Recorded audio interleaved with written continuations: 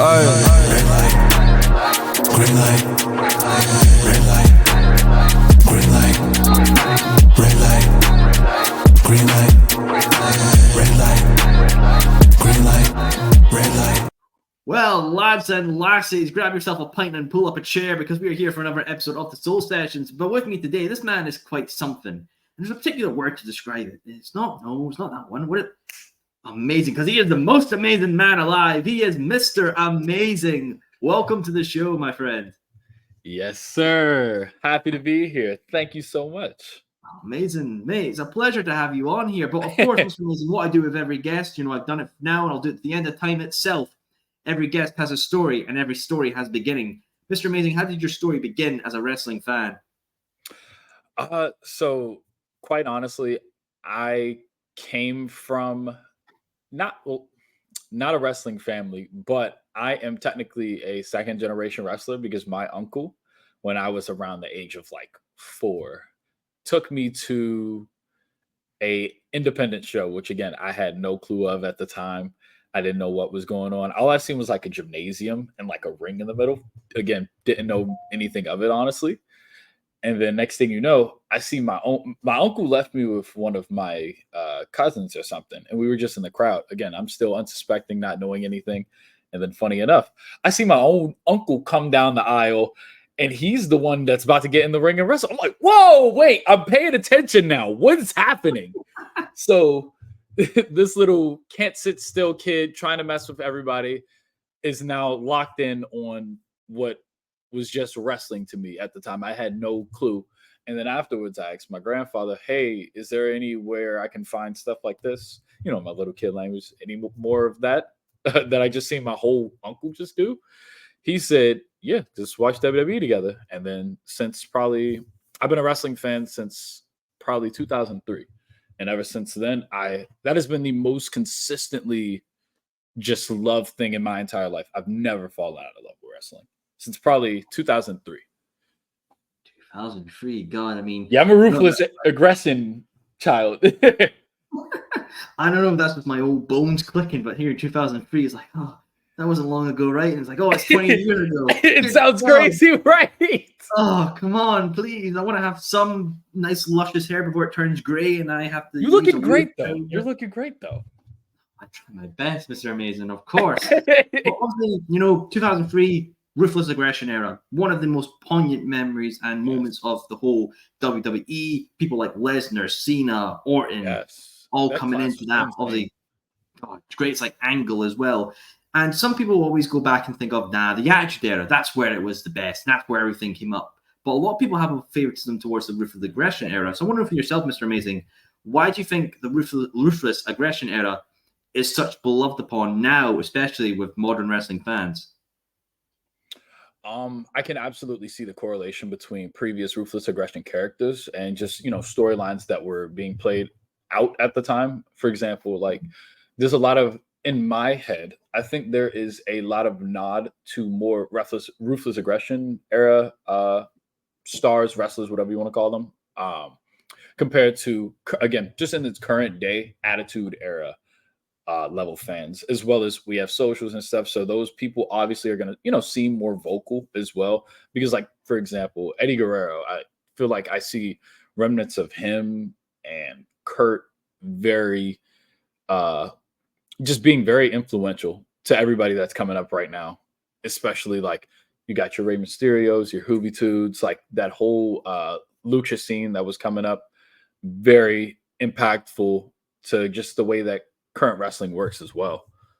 And I can vouch, I think that's my favorite era as well. It's also an implicit bias, but yeah, that's definitely my favorite era as well. Absolutely. I mean, we've still got stars from that era still going. Obviously, Rey Mysterio still going to WWE, Adam Copeland in AEW, he's still looking. They're still going, but one of them obviously he's hinted at finishing up, and that's Mr. You Can't See Me Man himself, John Cena. He's hinted that his time in the ring will be coming to an end. And when will that happen? Maybe it'll be, this could happen this year or maybe the next. But I want to know, Mr. Amazing, if you could see John Cena retire, would it be at WrestleMania, or do you think it could maybe be another Big Four pay-per-view for him?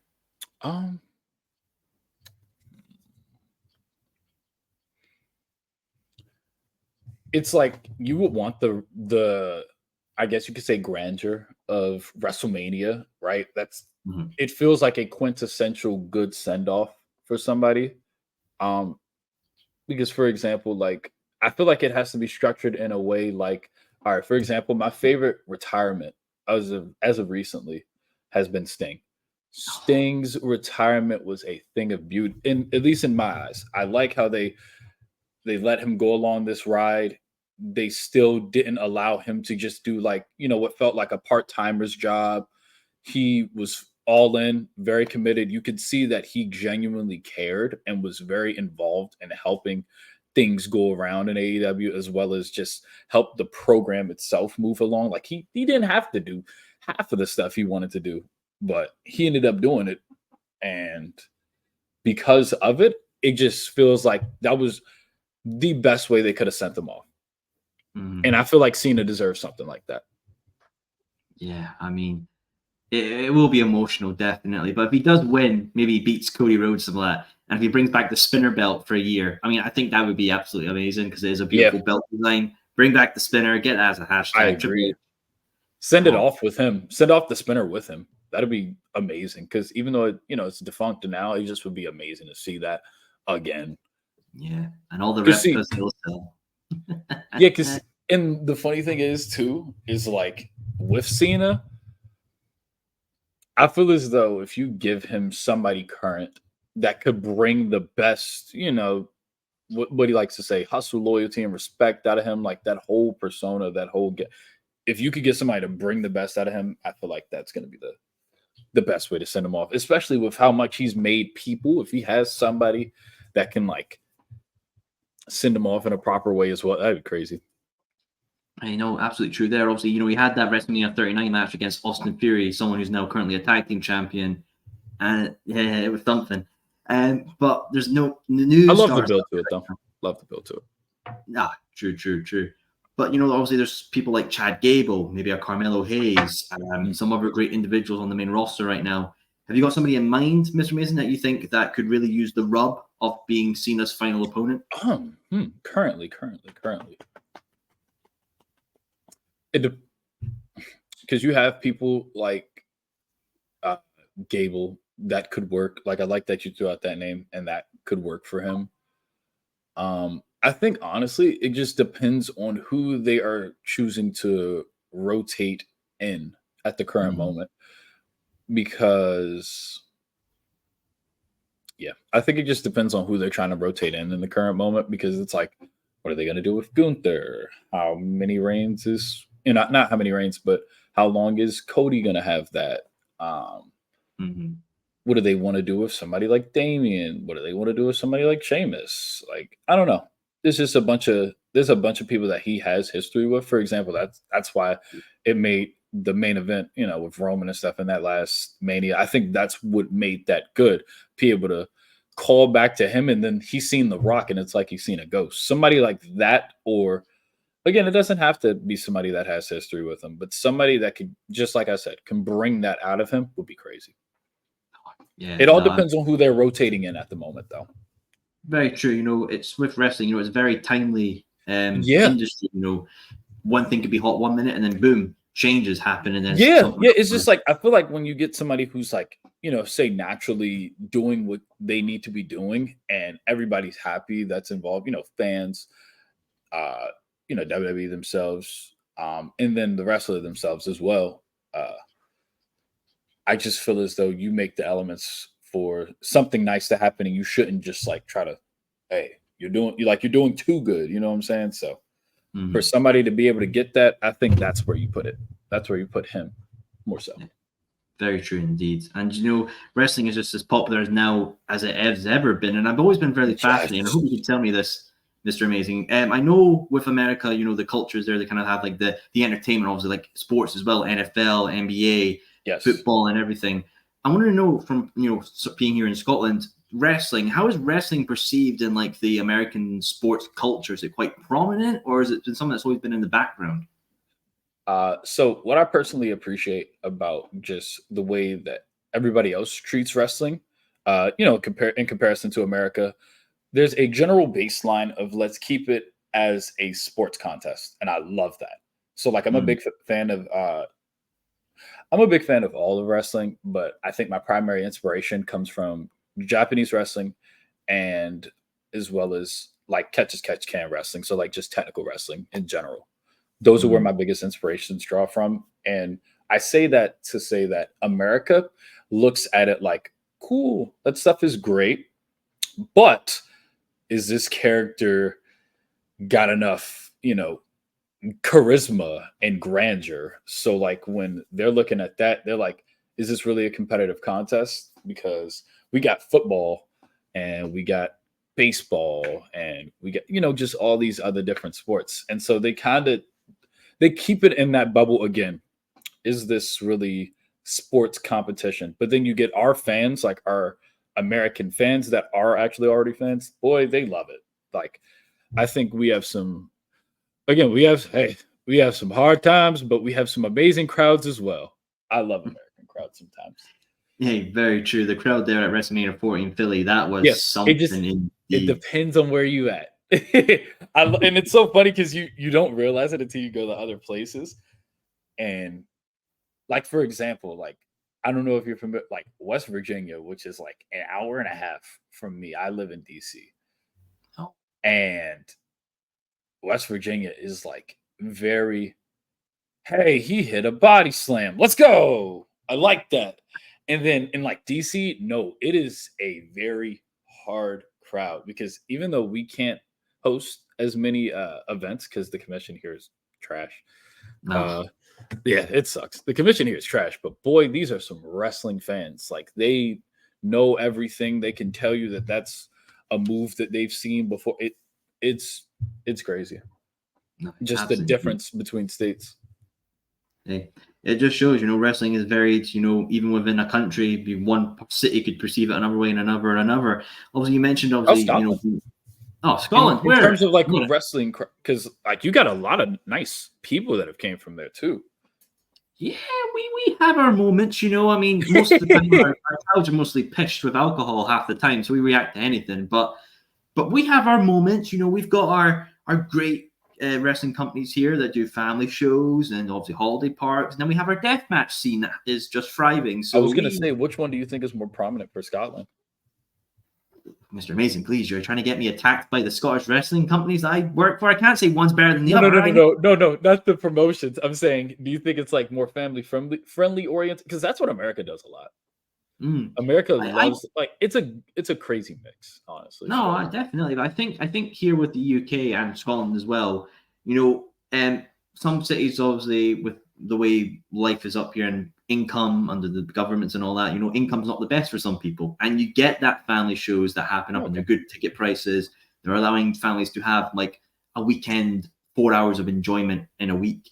And I think that's really important as well, because if you get family entertainment, you have families that have close bonds, but you build a connection with that. It's very much wrestling in Scotland, I would describe it, is very community orientated. Yes. It's helped building up the community. If you don't have that community, then there is no show, unfortunately. So, hey, you spelled it right there, my friend, indeed. But obviously, Mr. Mason, you mentioned being influenced by Japanese and catch style wrestling. So I want to focus on Japanese wrestling first. Japanese wrestling has so many great promotions right now: Stardom, Marigold, New Japan, All Japan, Noah. But a lot of their history goes back to two individuals. Obviously, that's Giant Baba and Antonio Inoki with their whole history. And I know we're going back here. Obviously, they were in one promotion. They split it off and they formed All Japan and New Japan. And it really shows that those two individuals absolutely influential, not only for the Japanese culture, but obviously with the whole worldwide wrestling culture. I want to know for yourself, Mr. Amazing, with Giant Baba and obviously Antonio Inoki, without their influence, where do you think worldwide and Japanese wrestling would be just now if they weren't here to do what they did in the past? Oh my gosh. That's kind of crazy. Because in my head canon, right? Like you essentially don't get wrestlers like me who's influenced by Hero, who like it, again, just to preface it, it's like it's crazy. You kind of don't have an entire archetype of wrestling, and you kind of don't have a bridge anymore that came from their split and it being, let's mix a little bit of mixed martial arts with pro wrestling, and you get those styles and things of that nature. Like you wouldn't have got any of that. Oh my gosh, what's that? UWFI. Like you don't get some of those shoot style wrestling promotions. You're missing out on like your Kentas, your Chris Heroes. You don't have like a super prominent scene anymore if those things don't happen. Yeah, that's just an entire portion of wrestling that again, it took me in my later years to realize it, and now it has completely just changed everything that I, thought I knew about wrestling watching WWE growing up. But yeah, to just think you would have missed so many just influential time periods of just people as well. So man, yeah, that would have been crazy if that never happened. I don't know where the Japan team would have went from there, because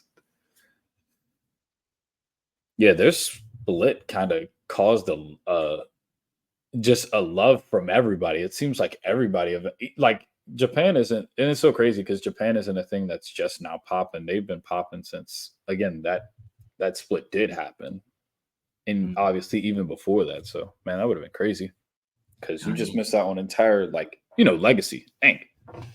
Absolutely. I mean, those two individuals and what they did was very historic, because obviously, with the likes of All Japan, you saw people from, the States coming over, Stan Hansen and Vader. Yeah, precisely. Like you missed on their entire influence if you get rid of that. Like Vader Misawa is one of my favorite Misawa matches ever.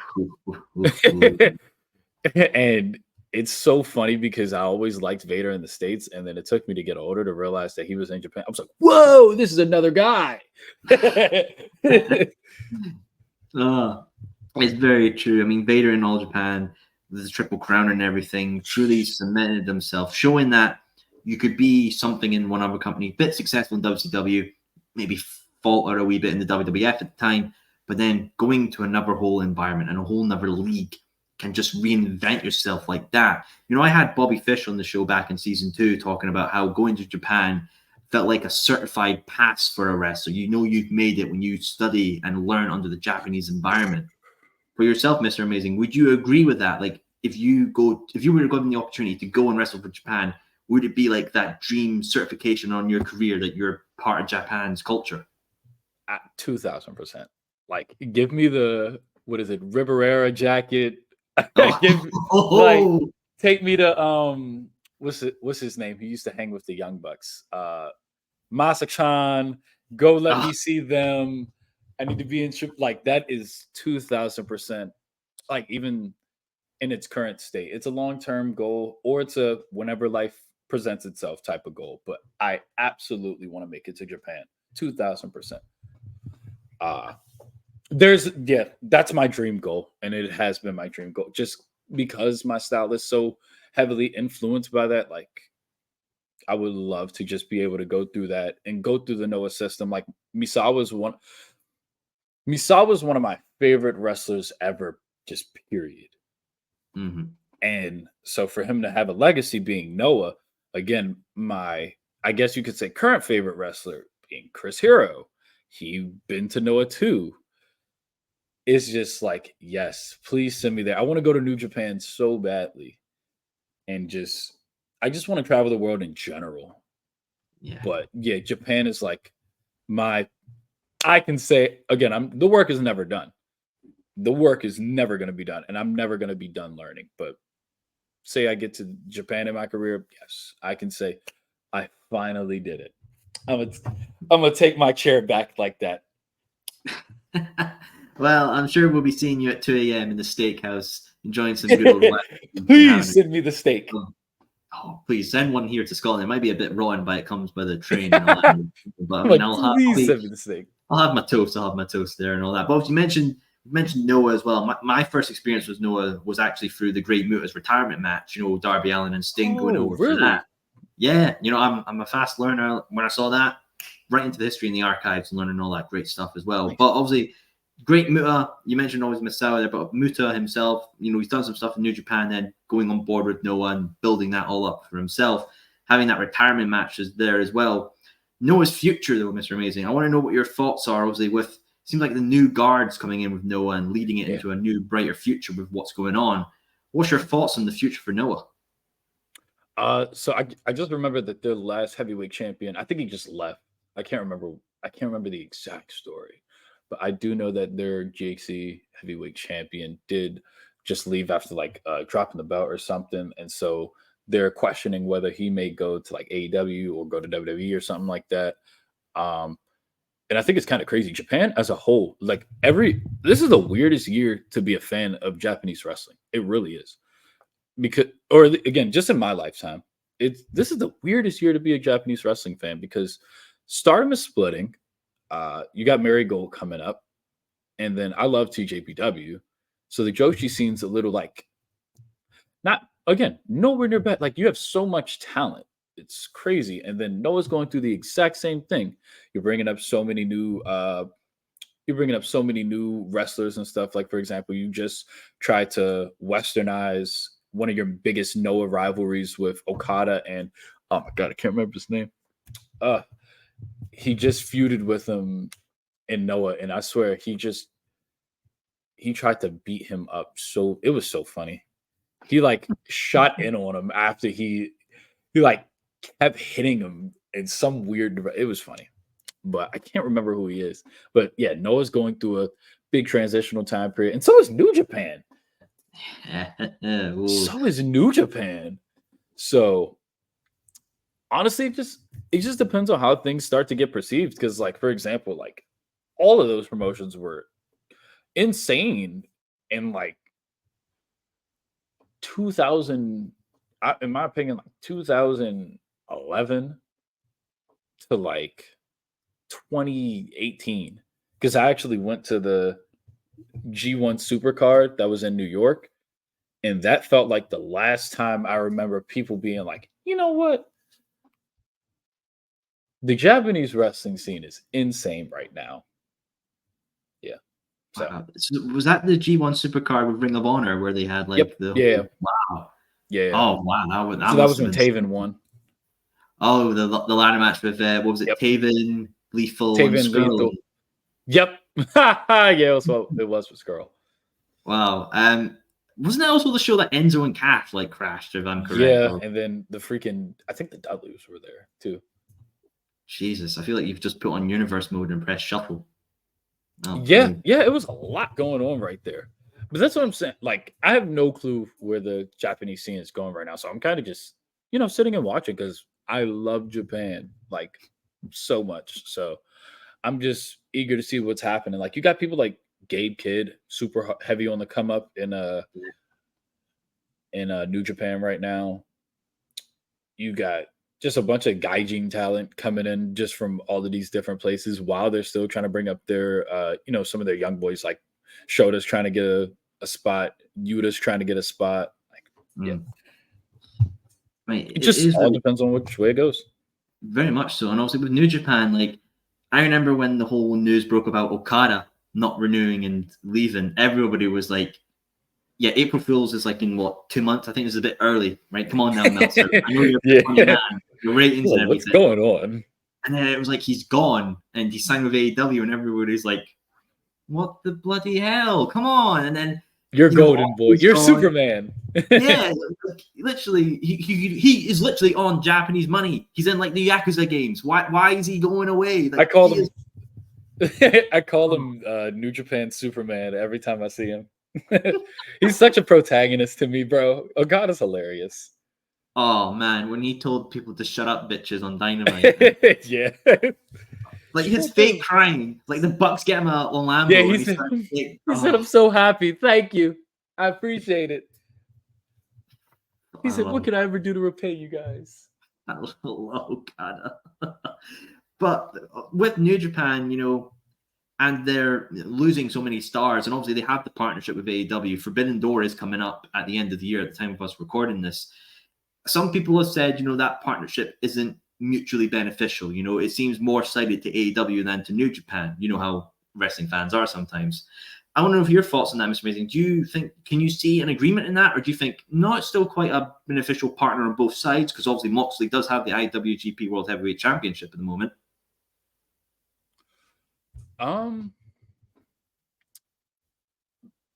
Yes and no. The reason reason I say yes and no is because yes, I could see where that's coming from. Like, for example, you do have Mox as their champion right now, but in a bigger light, I still think that that is ultimately just going to help out both promotions because there's no way it can't when you have your New Japan Strongs now. You have your New Japan Dojos, which are still getting views and stuff on their YouTube channel. And at the end of the day, long as you aren't outright just trying to diminish the value of their product, their company, their titles as well, I feel as though it can still be mutual. Now, in my opinion, Forbidden Door is also going to help kind of tell where they are, like who they think they're going to be able to bring up, as well as just overall represent their company at the time too. And I don't know if I'm. Oh wait, no, I'm not tripping. Yeah, Stardom is in freaking agreement with them too. Like, because people are saying the same thing with TNA and NXT at the moment. Like, are they, or just like NXT and the Indies in general? Like, people are saying that there's a little bit of selfishness going on, and this is just like to show that they can open the Forbidden Door as well. Again, I think it just all depends. Like, for example, Forbidden Door is going to be the best telltale sign of what's going to happen with that partnership per se. I don't think it's going to stop anytime soon because why would it? It's not anything, outright bad or anything of that nature at all. It's just, people are trying to weigh out pros and cons when all you have to do is send like, a top AEW star to New Japan, do something like that of that sort. Oh, absolutely. And, one way we could maybe see that is with, some AW stars entering the G1. I know Eddie Kingston entered in the past. But I got to know, Mr. Mason, say you get the booking, it's like 2K Universe mode, you get to pick some names. I want to know which 4 AW wrestlers would you love to see compete in a G1 climax? Danielson. Danielson number 1. Easy. Danielson in a G1. Oof. In an AEW G1. Okay, so I got Danielson at my non-negotiable. I have Samoa Joe. Ooh. Samoa Joe in a G1. Oh, that's cinema. And trying to think. So I got Danielson. I got Joe. I got Garcia. Ooh, great choice. I got Daniel Garcia. Eddie's already done it. Mox has already done it. I want somebody younger is what. Not young. I don't know. So I got Joe, Danielson, Garcia. My headcanon just wants to say Swerve, but I wouldn't have him be their champion there. Like, if he was to do a G1, I personally wouldn't have him be champ. Well, or you could. It all depends.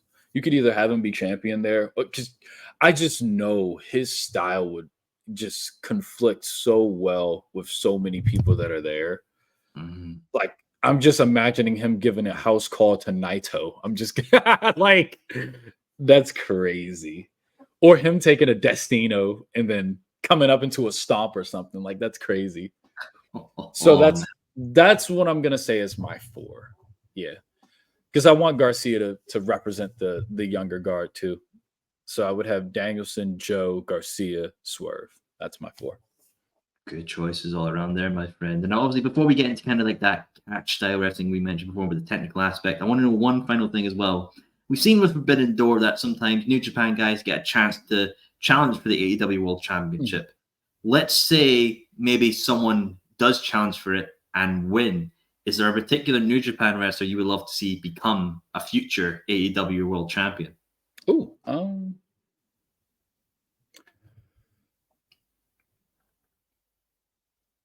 okay, if you build him up the right way and you give him his proper faction, his proper TMDK, my boy Zack Sabre. Let me cook because people try to sleep on my man Zack Sabre. Zack Sabre is not only by far top 2 technical wrestlers in the world. I think if you allow him to just be him, he can be an absolute bully. And he's gained the weight. because people are very particular in America just about like, size and sex. Like, okay. But yeah, I think give him Jeff Cobb or but Jeff my issue with Jeff Cobb though, he would harder need a faction or something like he would harder need like a faction in comparison to like or like some people behind him compared to like Zack Sabre. Yeah, I just feel like Zack Sabre doesn't get enough. So I'm gonna say him. Well, hey, you'll hear no complaints from me. I know he's Because from you got Umino, but Umino like is a good I don't choice. but like at that point Takeshita should get that before Umino. Like if you're talking about Japanese wrestlers on the come up, I would give it to Takeshita first. I mean, yeah, like no complaints from me, man. That Yeah, Osprey and Takeshita match at Revolution was a sight to see. Oh, yeah. Finley beautiful. would be a little weird. I love Gabe, but let him keep cooking and then I'll talk because I love him right now, but I don't want it to be a temporary thing because I hate it when that happens. No, And it's usually not even a them thing. I just want to see him keep cooking because I love Gabe. No, exactly. If you take out the pie before it's fully cooked, it's still gooey. Yeah. You need to give these things time. Then you can take it out. You can brush it with a bit of olive oil, season it, and then boom. Thank a you. beautiful pie. Thank Just you. enjoy it. You just wait, let it rock, and you're good. But yeah, I'm Indeed. gonna say Zack Sabre. Yeah, I'll tell you, Sabre I like fun. a bit of the Sabre man myself. But obviously, Sabre is technical as well. You mentioned having a love for technical aspect of wrestling.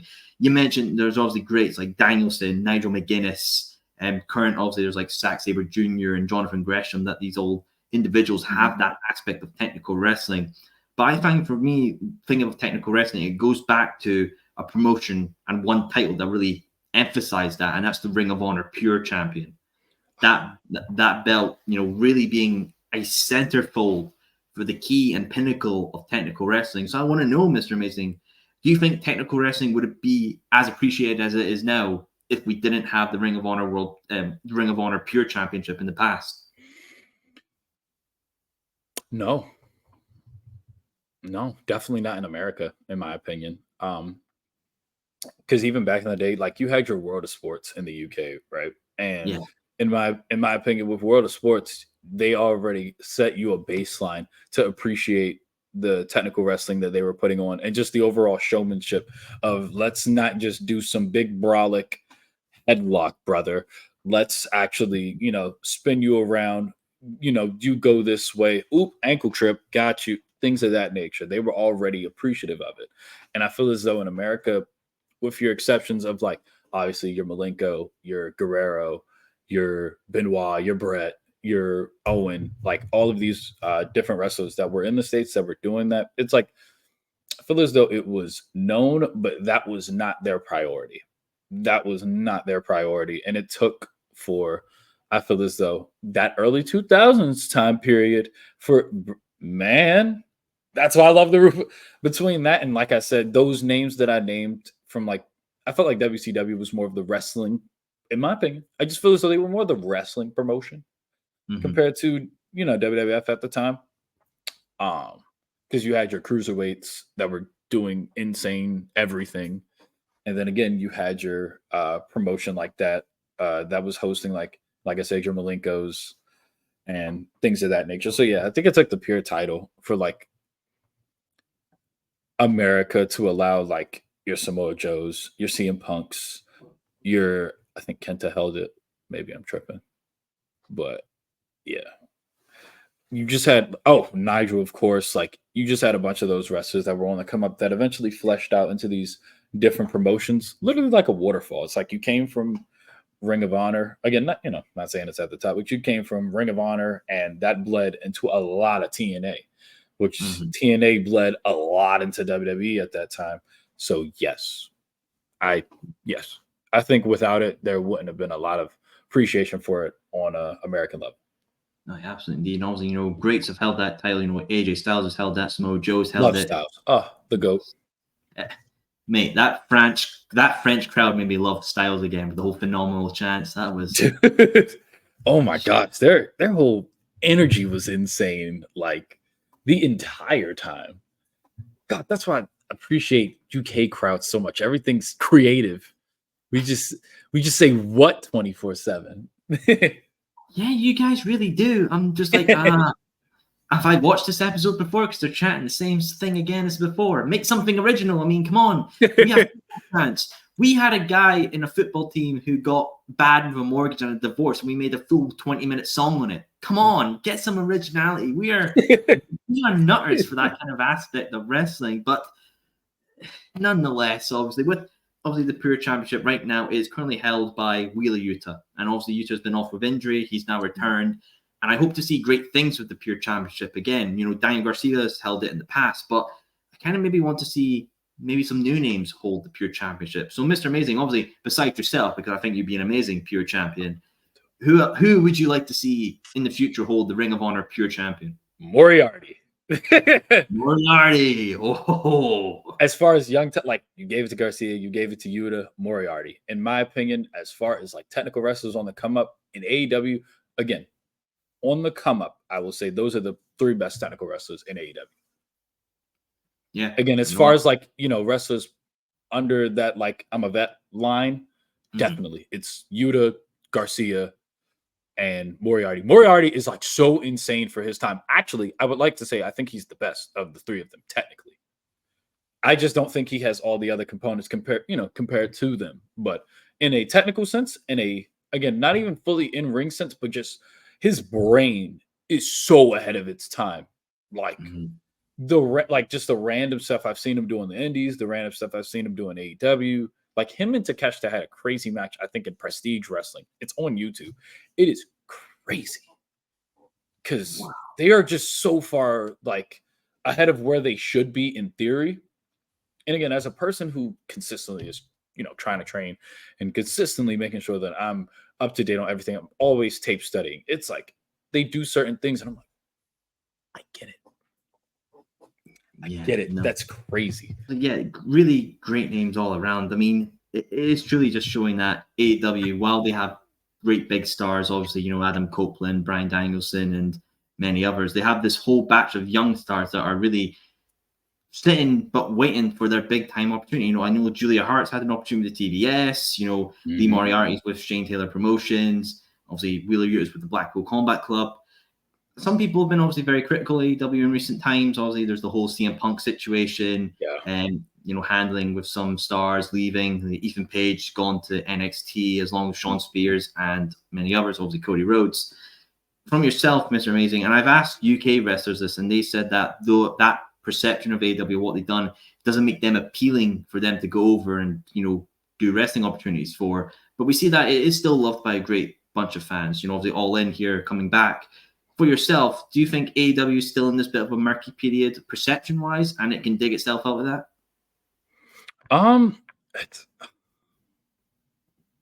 It's such a weird thing because it's like it's so crazy how AEW puts on such great like pay-per-views, for example. Like in my opinion, they just don't miss with their pay-per-views. And again, I'm a professional wrestling fan before I'm like, you know, like on the more entertainment side of things. Again, love all promotions. Like I love WWE, I love AEW. You know, there's no cut cards with that. And I just wish there was that, like, again, I wish there was that bridge now between the two, because it felt like it was there at first, but I don't know what. I feel like what I've seen online recently, and I try to like stay away from wrestling discourse nowadays. It's so funny. Just because it gets so annoyingly toxic. Yeah. But I think what had happened was I think people were looking at AEW as a alternative, and somebody said, what if they weren't looking at it as an alternative and were more so just waiting for WWE to be quote unquote good again, right? And so now that Triple H has taken over, things are so much better, like production wise, storyline wise, just overall things are just so much better.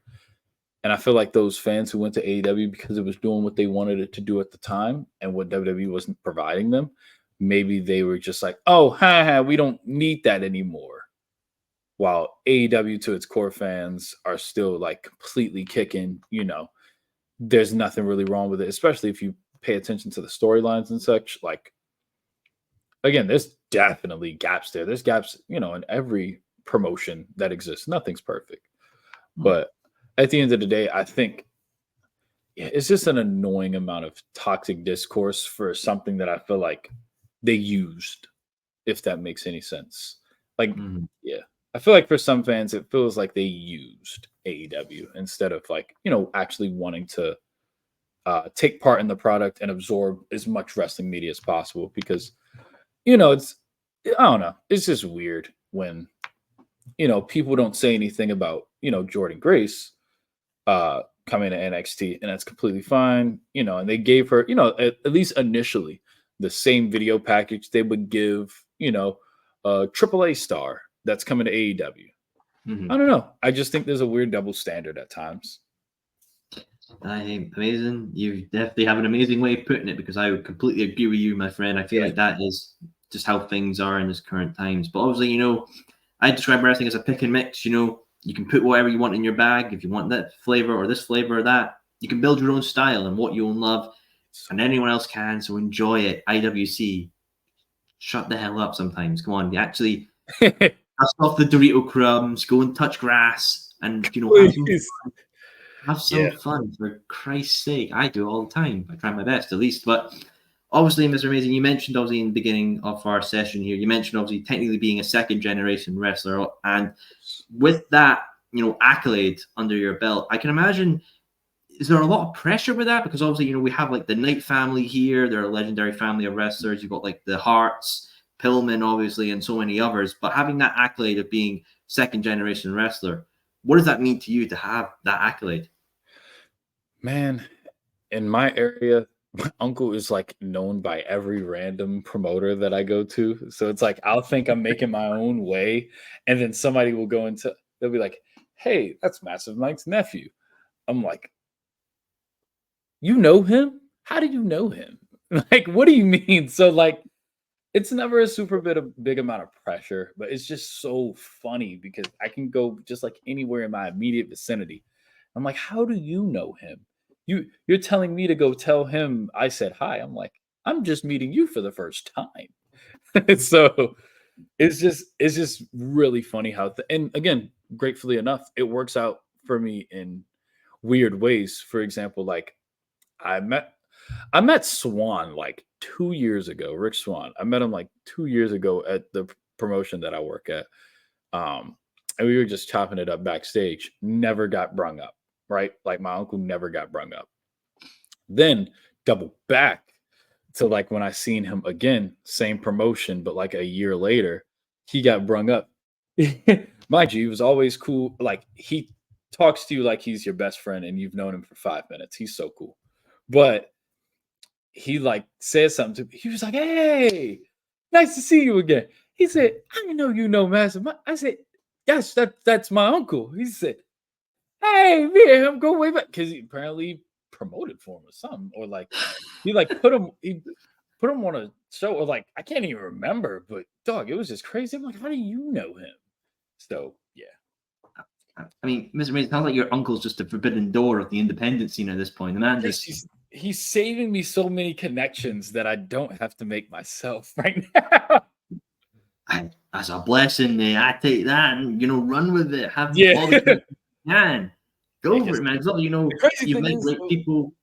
You've met great people in the wrestling, and I know you mentioned him before, but you've met Chris Hero and get to learn under him as well. Yes, he's an exceptional wrestler with a long history, obviously with Ring of Honor, Cachizono in the NXT days. With Chris Hero, getting that opportunity to meet him and learn from him, I really got to know, Mr. Mason, what did that mean to you? Same thing with Japan. That was kind of that like check ended right there. You could have been, hey man, check that off the list. I get to say that I got to work with him twice because not only did I had to go to PA. Me and my girl, we went for like 2.5 hours to go to PA. So we were like, okay, cool, we're gonna do this. Experience was great. I still literally have the notebook from that day, and I still look at that notebook and make sure I go over the notes that he told me, because that was single-handedly some of the best information I've ever gotten in wrestling without it being like training, without it being just like my training school and stuff. That was hands down it was crazy. And then I ended up, like a month or two later, he did another one on a Zoom call, and he helped me expand upon what I already felt like I learned from him. And it was just phenomenal. Like I said, you can check that off the bucket list. My next stop is to wrestle him, because I throw a bunch of elbows and I want to see if I can hang. That's simple. Ooh. Can the Amazing hang with the Hero? I mean, I was about to say, I purposefully do it because I want that match. He's in West Coast Pro. Send me to West Coast Pro immediately. I want it.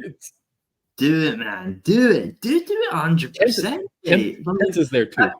That's just the amazing thing with wrestling. You know, obviously, you get opportunities and you build yourself up because, you know, obviously with yourself, you are a brand as well. And I know you've had shirts on Pro Wrestling Tees as well, which is quite an accomplishment.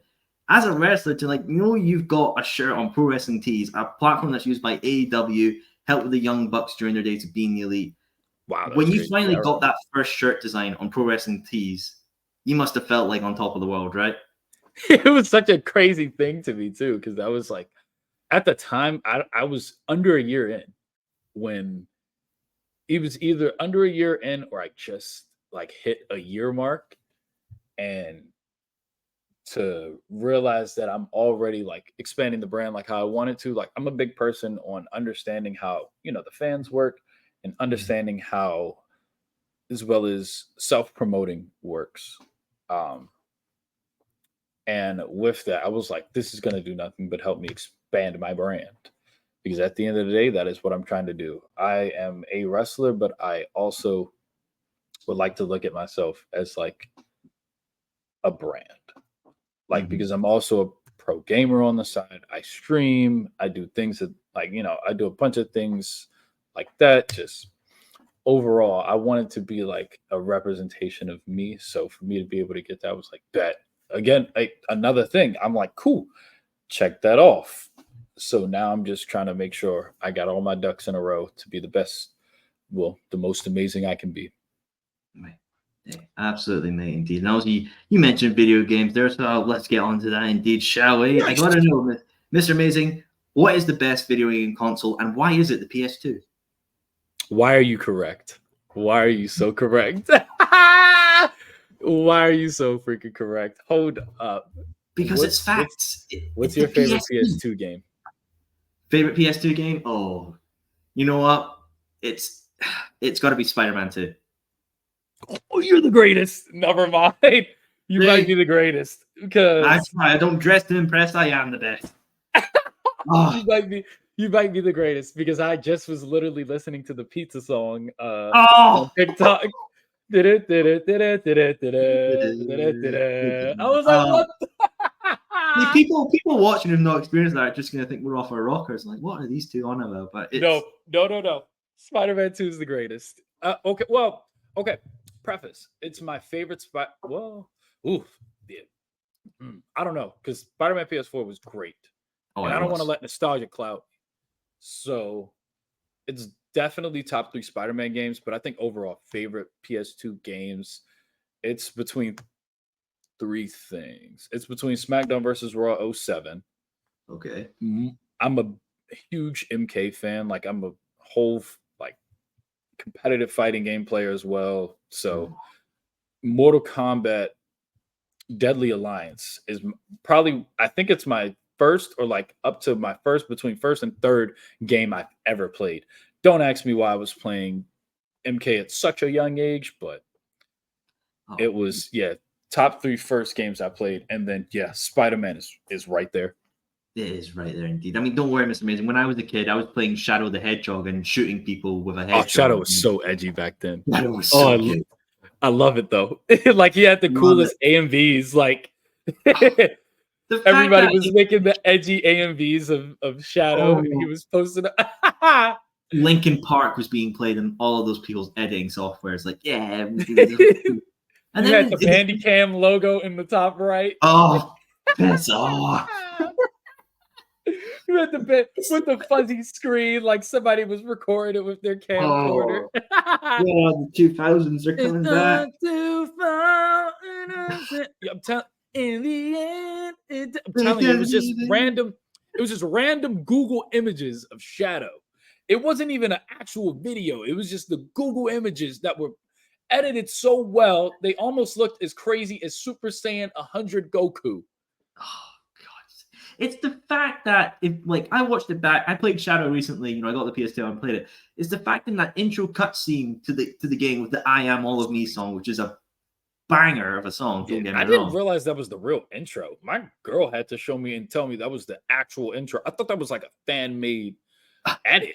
That's the real intro. That is insane. Sega approved, and it's the fact that he pumps action and like a submachine gun. He pumped a freaking like a Tech 9 or something. What are you doing? That is so unnecessarily edgy. And the fact that before you play the game, the ending scene you see is Shadow the Hedgehog with an M1911 standing over Sonic, like he just blew his brains out. He was interrogating him. It's like, why was Sonic 06 so bad? I'm sorry. I had to make it. He drove up in the whip. Oh god, man! But I mean, like, obviously, Shadows. It is what it is. Sonic Heroes, Battlefront 2, Battlefront 1, Bounty Hunter for Star Wars as well. All great games on the PS2. Oh, you spitting? Yes. Just amazing. But obviously, you mentioned MK and fighting games as well. You think of stuff like Tekken and all those other great series, Street Fighter as well. We've seen with Mortal Kombat recently, you've got collaborations going on. Homelander's in it from The Boys. You've got Omni-Man from Invincible and so many other things going on. Obviously, Peacemaker, John Cena. Makes you think, where can you kind of go from there? Because it seems like they've peaked. Like, I remember it was like Freddy Krueger and Kratos in MK9, and now we've gone. That was crazy. I know what the hell was going on back then. But it's like, where can we go from here? So I want to know, Mr. Amazing, what other kind of, if we could get like a Mortal Kombat 2 under this new banner, what are some of the special promotional crossover characters you would love to see? In my head, like people were posting on Twitter for like female guest characters. I elect my girl from Kill Bill. I want her so badly. Ooh. Now that would be fire. Put her from Kill Bill, or like I think you should do like an entire DLC pack around that. Like not like a again, they can, because it's never been done. And if they really want to be groundbreaking, they really could do an all-female guest characters pack, because at the end of the day, they haven't done it. It's like, what horror franchise are you going to touch at this point? Or what, action movie franchise are you going to touch at this point? Because, yeah, you didn't hit your cult classics already. Not going to lie. Unless you start like, because I know Ed Boon really wanted to push for MK versus DC again, and that would be cool. Or he wanted to push for MK versus Marvel, which I have been praying to the heavens above about a MK versus Marvel or a DC versus Marvel game. Like, well, hang on there, Mr. Mason. I think you're missing something there. What about MK and DC versus Marvel versus Capcom? Four-way. Sheesh. Four-way. Come on now. That's fighting game of the generation. That is literally fighting game of the generation at that point. I mean, as long as they include the X-Men this time, because they omitted them the last time. Yeah, that's wrong. Just my boy Wolvie, huh? Okay, I see. I want to see my man's Nightcrawler. I want Gambit. I want Gambit. Yeah, I was gonna say Nightcrawler or Gambit. Wasn't Juggernaut in Marvel vs. Capcom? He was in Marvel vs. Capcom 2, wasn't it? He was in 2, yeah. Okay, because I'm a huge Juggernaut fan, so I had to remember that. Oh, the Juggernaut! I just remember the stupid meme from the third movie. I'm the Juggernaut. Oh, it's those him chasing Kitty Pryde through the freaking walls.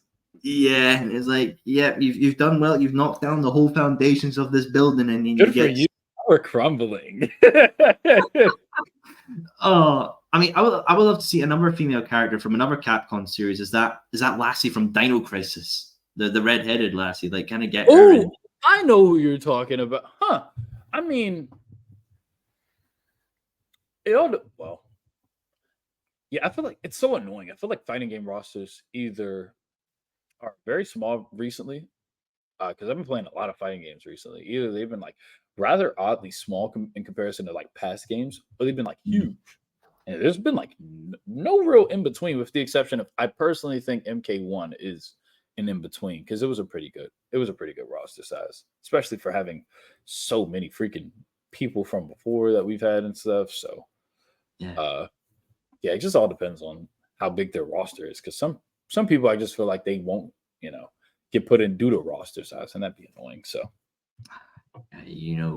when Call of Duty Black Ops 6 is like 300 gigabytes, you need to make some limitations so people can play other games. I heard that wasn't the actual gigabyte. I heard it was like 100 though.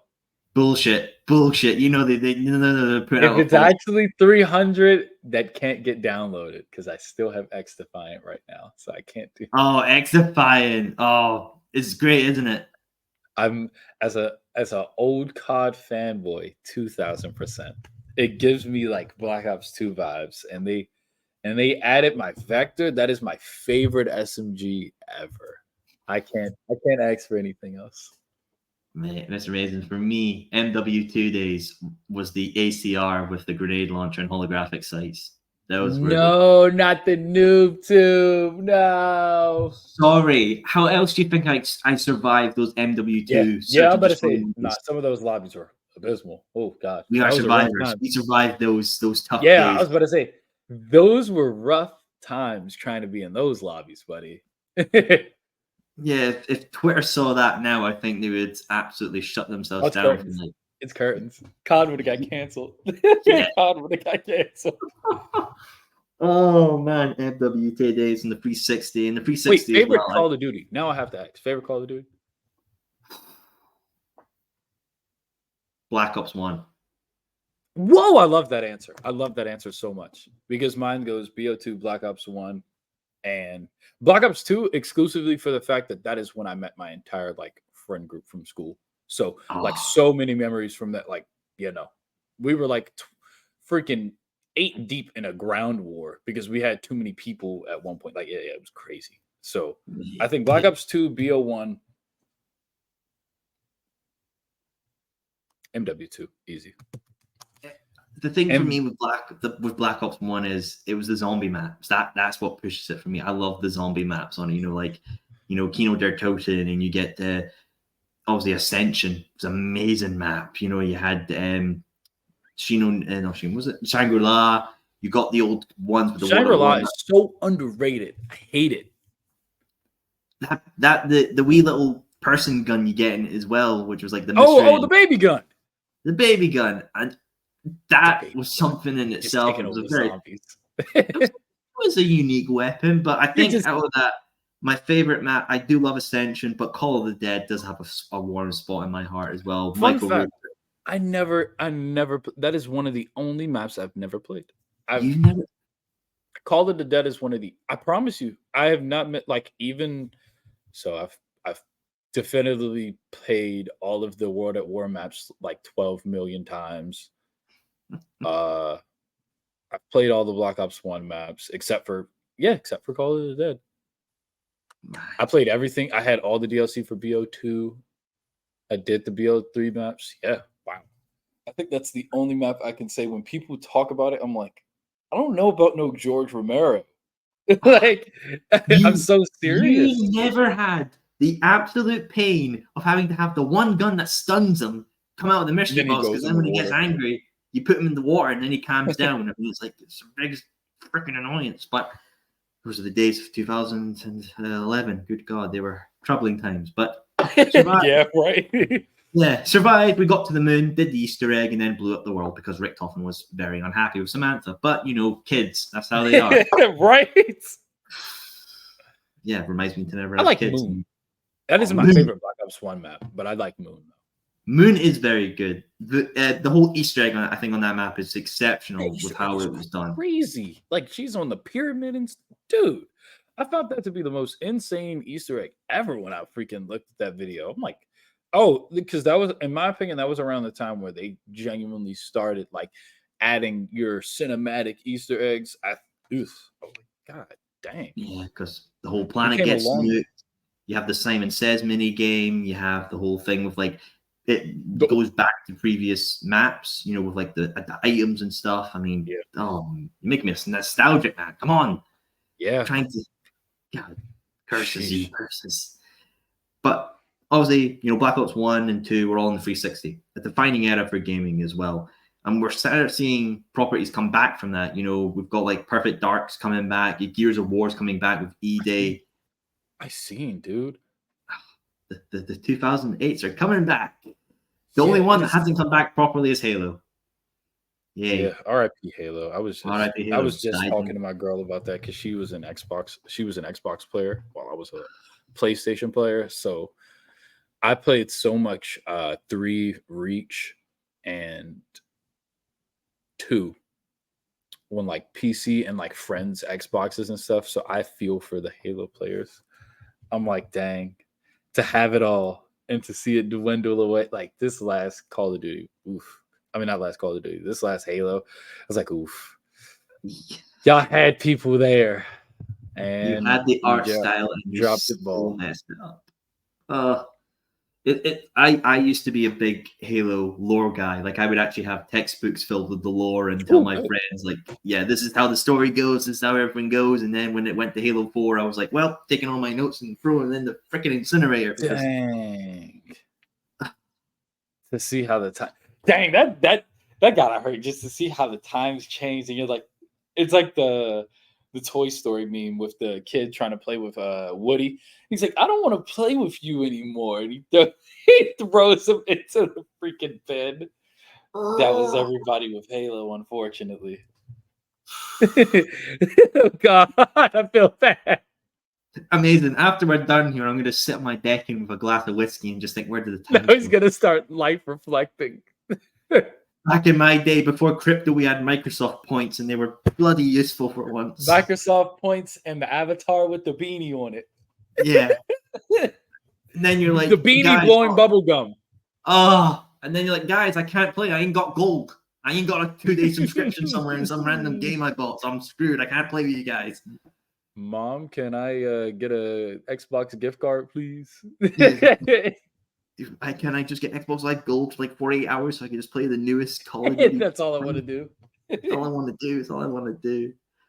I hope the wrestling viewers haven't pissed off by this point. They said, forget that. Forget that. We're talking about the decks of the PS2 here. But you know what? Nonetheless, Mr. Amazing, we will deviate back to wrestling because I know you have won a championship, the Shockwave National Championship. See. Hey, congratulations on that win, my friend, as well. And to have that championship win under your belt as well, we mentioned having the accolades of being, you know, second generation wrestler, wanting to meet Chris Hero, wanting to go to Japan, but winning that championship. Am I correct? Was that your first ever championship win? Yes. Wow. So I got to know the feelings. You know, I've asked some wrestlers, and there's some that are still chasing that feeling of getting their first championships. Some that have won them. Some that have won championships, obviously, in the WWE. I wonder for yourself, Mr. Amazing, that moment of winning a championship, knowing that you have a belt you can lug around in your case and, you know, have TSA check it over and over again. But to have that accolade of a championship win under your belt, when you finally get that, the free hits, you're down there in the ring, you know you're the champion, the crowd are reacting, and you're just that feel-good feeling. I want to know, how did it feel for you? It was, winning my first title was kind of crazy because it wasn't even supposed to happen that day.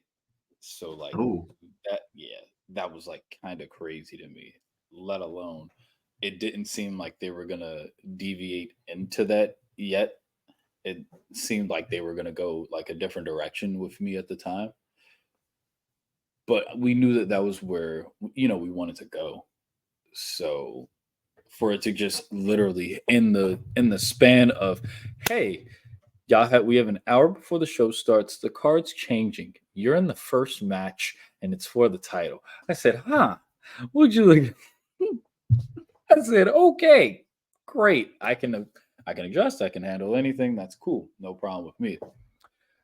And then just when that 1, 2, 3 hit, and it was crazy because I got to use my, like it's just that was a moment that I've been building for, like just being able to use my finish, and which again, it's gotten wins for me before, of course, but it's just I don't know, for me to just put my time and the effort into something, and for the fans to every time I'm there, like it's so crazy because they're always so supportive whenever I'm over there, or they're always supporting by buying merch or just cheering me on there.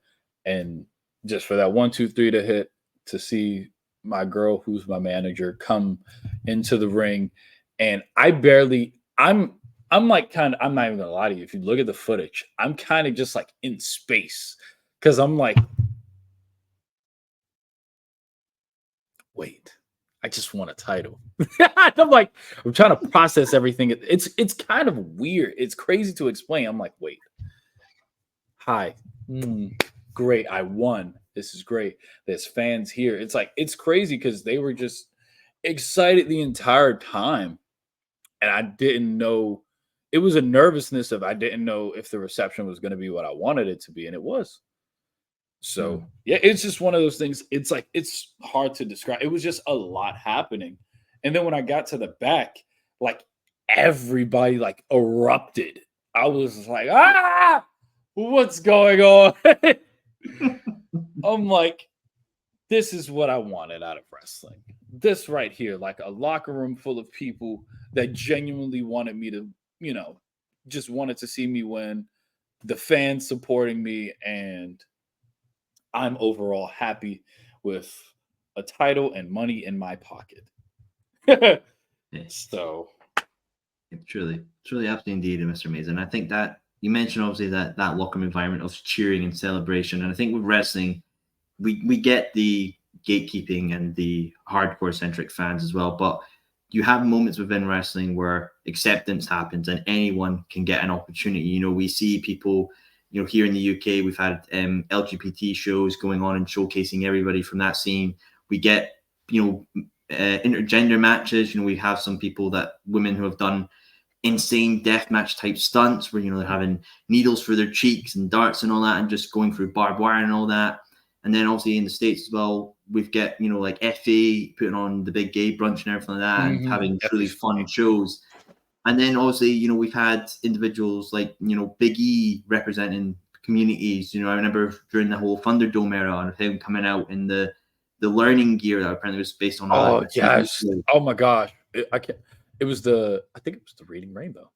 Unless I'm tripping.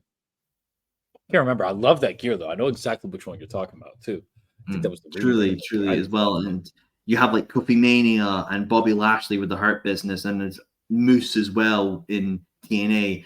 And then there's obviously Swerve Strickland. He went in and said that he was going to be the first African American AEW World Champion, and he has achieved that moment. And it is truly great to see, because some people don't understand that, people like Swerve, Big E, Moose, and other individuals are pillars that some people look up to and are inspired by with what they do in their day-to-day lives as an entertainer. I got to know from yourself, Mr. Amazing, seeing that representation, and it's being positive representation that is being reflected upon the fans, the community, and the wrestlers themselves. What does that mean to you to just see that bundle of joy within the wrestling business? Man, for me, remember how I told you that I came up watching wrestling like 03? It's so funny because around between like the 2000, I think if I get my numbers right, I think it was between the 2004 and like 2005 time period where like Bobby Lashley as well as Booker T were around at the time. And for me, those were like, and Shelton as well. Those were like the people that, like, when I looked at the TV and I seen them like wrestling and stuff. I was like, cool, that's freaking great. I can relate to that.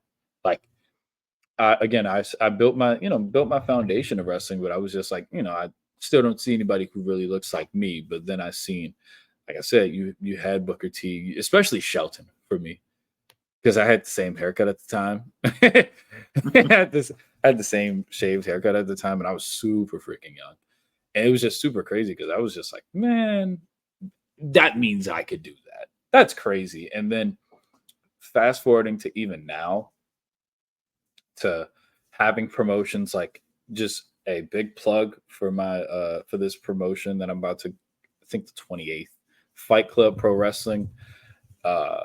Love Fight Club because they're by Black owners for Black people, just in general, but just for minorities in general. Like anybody who has been underappreciated, just in general, they're trying to make a way for them. And again, even fast forward, I've done seminars with Moose, done talk to Moose plenty of times, and he's helping people like me try to get to these points in my career. I've met Swerve, talked to Swerve multiple times. Like he's super cool. These people, every time I've met them, they seem to want to give back. And it's one thing to just, put on for something blindly, but it's another thing to do it with intention and purpose and knowing that you're actually, trying to make a difference or trying to create an environment where everybody can be appreciated. That is going to eventually leave a big legacy for everybody involved, no matter whether people see it now or not, period. So I love it. That's one of the facets of wrestling. I'm like, yes, let's keep freaking going. Like, absolutely. And I think especially with what's, the likes of Big E, Moose, Bobby Lashley, and Swerve, and yourself are doing, I think it is truly amazing for the wrestling community, my friend. Well, Mr. Amazing, it has been an honor and a privilege to have you here on the Soul Sessions. No problem, man. I've loved our talk. Oh, thank you, my friend. It makes me feel good. And I love this, man. It makes me feel better.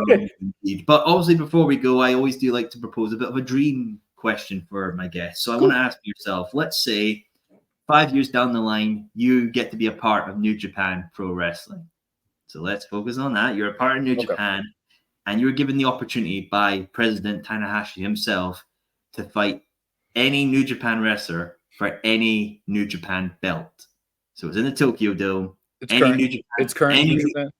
Any New Japan. Yeah, for current New Japan. Any current New Japan star for any current New Japan belt in the Tokyo Dome. Which wrestler and which belt would you like to have the opportunity to fight for? Oof, Suzuki. It's insane, but Suzuki. Because I'm trying to think of who's there that I would say, because I would say Okada. Okada's not there. I would say Ibushi. Ibushi's not there. Shibata isn't there. I could say Ishii. I'm saying Suzuki. Definitely Suzuki. Oh, crap. Actually, no, because my favorite title there is the junior heavyweight title. That is, I literally just tweeted that. I was just like, please, I just want either my tournament run somewhere, like a very prestigious tournament, like a G1, like a best of the Super Juniors. And that junior heavyweight title that they haven't changed yet. Like, please don't touch it. Please. Like, it's like I want to fight Suzuki, and yeah, I want to fight Suzuki. If it was for,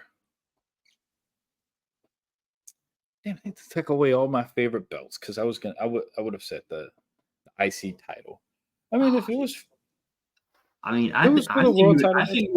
think you would look very good with the Never Openweight Championship across your shoulder. That's what I was thinking. That was going to be my first thought because he always has that one too. That was my first thought, was the Never Openweight title. I'd be down for that. That'd be dope. I love that belt design too. It's like got blue in it. That's super cool. Yeah, and then who knows, with Forbidden Door, you can maybe take it over and fight it against Danielson. Yes, buddy. Oh, man. Oh, dear God. I'm so here for it. Well, I'm definitely sure that will be an amazing matchup indeed, my friend. Well, folks, Mr. Amazing, thank you for tuning in here. Now, of course, what I do with every guest, if you love what you heard of Mr. Amazing and want to see his journey within the pro wrestling scene, I'm put a link to his Instagram down below. You can click it, follow his journey, and as well, get a few Mr. Amazing shirts off Pro Wrestling Tees as well, and represent an amazing guy who's doing amazing things. Well, folks, I would say more of the YouTube stick, but you know what? It's been around since 2005. We've been nostalgia quite in this episode, so I'm sure you all know what you're doing, all right? Well, folks, thank you. You can finish up your pints, put your chairs away, and thank you for tuning in for another episode of the Soul Sessions.